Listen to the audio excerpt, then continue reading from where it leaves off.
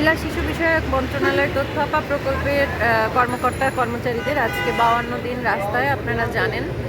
তো আপডেট হচ্ছে এ পর্যন্তই যে আমরা অনেক উপদেষ্টা স্যারদের সাথে বসার সুযোগ পেয়েছি, সশরীরে তাদের সাথে আলোচনা করার সুযোগ পেয়েছি এবং স্যারদের তথ্য আপা সম্পর্কে যে একটা ভুল ধারণা ছিল যে তথ্য আপা মানেই হচ্ছে যেহেতু আওয়ামী লীগের সময়কার প্রজেক্ট এবং এখানে চাকরি পেয়েছে বিশ্ববিদ্যালয় কলেজের ছাত্র লীগের যারা সদস্য ছিলেন, নেত্রী ছিলেন, তারা আমরা স্যারদের সেই ভুল ধারণাটা ভাঙতে সমর্থ হয়েছি এবং ওনারা বলেছেন রীতিমতো যে আপনারা যে 50টা দিন 51টা দিন রাস্তায় বসে আছেন, যে দাবি নিয়ে বসে আছেন, বিষয়গুলো আপনাদের দাবিগুলো যথেষ্ট যৌক্তিক এবং আপনারা যে এতদিন ধরে রাস্তায় বসে আছেন এটা অমানবিক।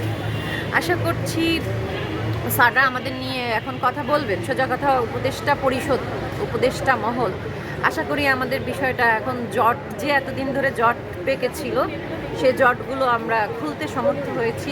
ইনশাল্লাহ ভালো কিছু আশা করছি।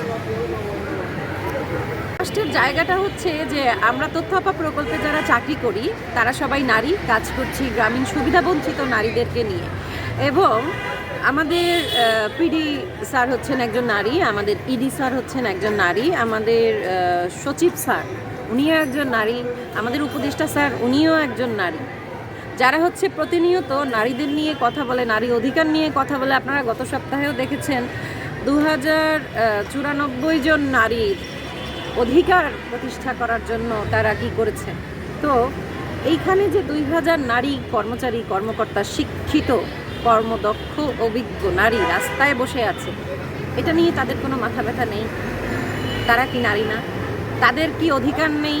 তাদের কি স্বাবলম্বিতা বলেন, কি বলে নারী অধিকার, ওনারা যে নারী অধিকার নিয়ে কথা বলে, তো আমরা কি নারী নই? আমাদের অধিকার নিয়ে কেন ওনারা কথা বলেন না? কি কারণে?